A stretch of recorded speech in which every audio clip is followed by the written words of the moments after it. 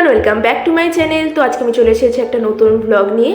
তো আজকে আমি দেখতেই পাচ্ছি একটা সিম্পল লুকে রেডি হয়েছি। তো রেডি কী করে হলাম সেটা এখন দেখে নাও। তো প্রথমেই আমি এখন রেডি হয়ে নেব, কারণ আজকে আমি যাব প্রীতিদের বাড়িতে কালী পুজোতে, আমাদের পাড়াতেই। আর এত ঠান্ডা, তার জন্য সোয়েটার তো পরতেই হবে, কিছু করার নেই। তো এই সোয়েটার শীতের সময় একটাই সমস্যা যে ভালো কিছু পরে আমরা কোথাও ভালো জায়গায় যেতে পারি না, তো সোয়েটারটা সবসময় ক্যারি করতে হয়। বাট এখন আমি ফেসটা ক্লিন করে নেব।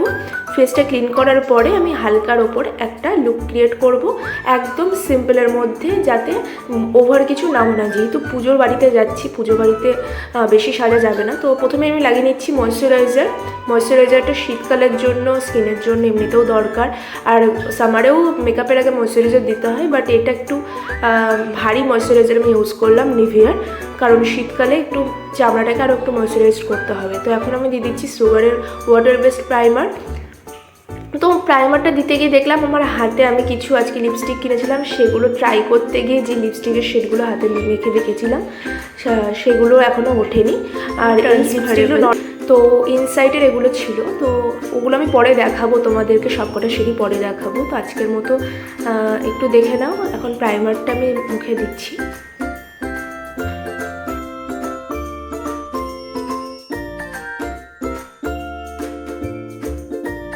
তো এই যে দেখতে পাচ্ছ মামা আর্থের এই গ্লো সিরাম ফাউন্ডেশন, এটাও আমি নতুন কিনেছি। এটা আজকে ট্রাই করে দেখবো এটা কীরকম হয়।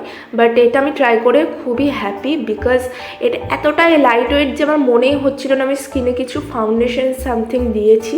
আর এটা অদ্ভুত একটা গ্লো দিচ্ছিল, আর আলাদা করে আমাকে কিছু দিতেও হয়নি। এটা অনেকটা ভালো কভারেজ দিয়ে দিয়েছে। তো এখন আমি সেটাকে ব্লেন্ড করে নেব, দেখতেই পাচ্ছ আমার স্কিনের সাথে।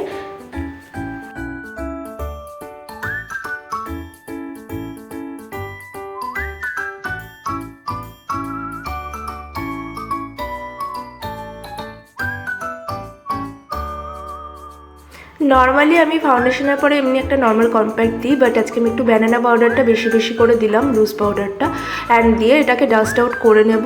আর এটাতেই মোটামুটি পাউডারের কাজটা আমার হয়েই যাবে।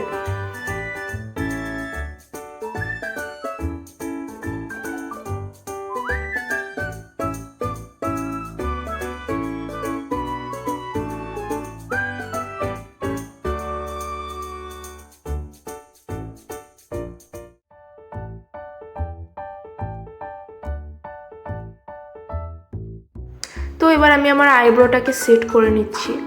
সাধারণত আমি যখন পাড়াতে বা কাছে পিঠে কোথাও যাই, আমি কিন্তু এত সাজি না স্টেপ বাই স্টেপ দিয়ে, বিকজ আমার এমনিতে জীবনে পার্সোনালি নিজের উপর সাজাতে খুব ল্যাদ লাগে। তো এখানে দেখে নাও আমি একটা ক্রিম ব্লাশার দিচ্ছি কে বিউটির।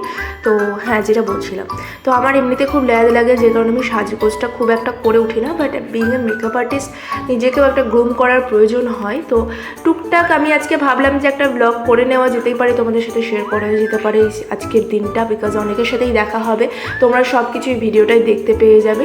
তো আমি ভাবলাম যে শুরুটা এভাবেই করা যাক আমার গেট রেডি উইথ মির সাথে। তো দেখতে থাকো। আমি দেখো ব্লাশারটাকে দিয়েই কিন্তু আমার আইশ্যাডোর কাজটাও করে নিচ্ছি, যেরকম আমরা আগেকার দিনে করতাম, অতিরিক্ত যখন আমাদের কাছে কিট থাকতো না, আমরা এইভাবেই কাজ করতাম। তো একদম আমি নিজের ক্ষেত্রে সেভাবেই জিনিসটা করছি। এগুলো একদম মানে ফাঁকিবাজি টেকনিক বলে এগুলোকে, এগুলো একদম মেকআপের স্টেপ বাই স্টেপ টেকনিক নয়। তো লিপ বামটা দেওয়ার পরে, যেহেতু আমার লিপটাকেও ময়েশ্চারাইজ করা দরকার, লিপ শীতকালে নয়তো ফেটে যাবে, তো আমি লাশটাকে কার্ল করে নিলাম এবং হালকা একটু কাজল দিয়ে দিচ্ছি।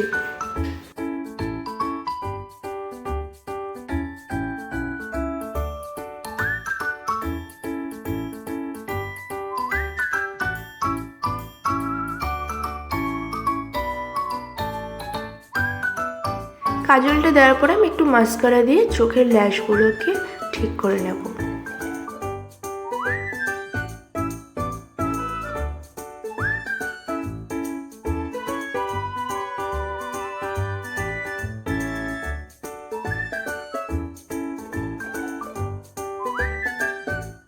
তো এই যে দেখো, যে লিপস্টিকগুলোর কথা বলছিলাম, ইনসাইডসের লিকুইড অনেকগুলোই কিনেছিলাম, 6খানা এসেছে। তো বেশিরভাগই নিউড কালার ছিল, আর রেডের একটাও ছিল, ডার্ক পিঙ্কেরও ছিল। তো সব কটা শেড আমি তোমাদেরকে একদিন পরে দেখাবো। আজকের মতো এই শেডটা পরলাম একটা নিউডের মধ্যে। তো কেমন লাগছে কালারটা দেখো। আর হ্যাঁ, এটা কিন্তু নন ট্রান্সফারেবল, তো সহজে কিন্তু এটা উঠবে না। আর এটা আমার খুব পছন্দ হয়েছে, একটা ক্রিমি ব্যাপার রয়েছে এই লিকুইড লিপস্টিকটার মধ্যে, তো সেই কারণে আমি খুব খুশি। তো এখন দেখো আমার হেয়ারটার কী অবস্থা, আর হেয়ারটাকে আমি একটু আঁচড়ে নিচ্ছি হালকার ওপরে।